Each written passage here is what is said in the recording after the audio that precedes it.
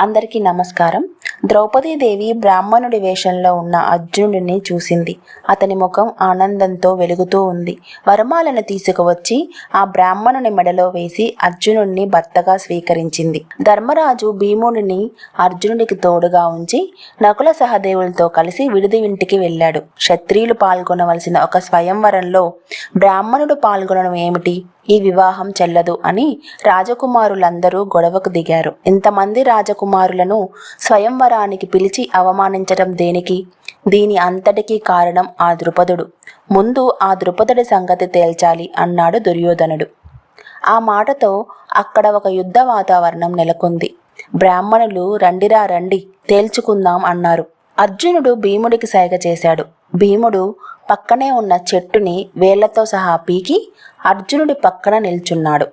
భీమార్జునులు శత్రురాజులను చీల్చి చెండాడారు. ఇది చూస్తున్న శ్రీకృష్ణుడు బలరామునితో, అన్నయ్య, పాండవులు ఎలా విజృంభిస్తున్నారో చూశావా అన్నాడు. బలరాముడు అవునా అని ఆశ్చర్యంగా అన్నాడు.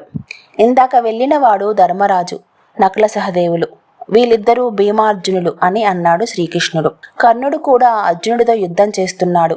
ఈ బ్రాహ్మణుడికి ఇంత విలువిద్య నైపుణ్యం ఎలా వచ్చిందా అని ఆలోచనలో పడ్డాడు కర్ణుడు. ఓ బ్రాహ్మణుడా, నన్ను ఎదిరించగల వాళ్ళు కేవలం ఒక పరశురాముడు, దేవేంద్రుడు, అర్జునుడికి తప్ప వేరే ఎవరికీ సాధ్యం కాదు. నువ్వు ఎవరివి అని అడిగాడు కర్ణుడు. అర్జునుడు నవ్వుతూ, దీంట్లో నేను ఎవరినీ కాదు, ముందు యుద్ధం చెయ్యి అన్నాడు.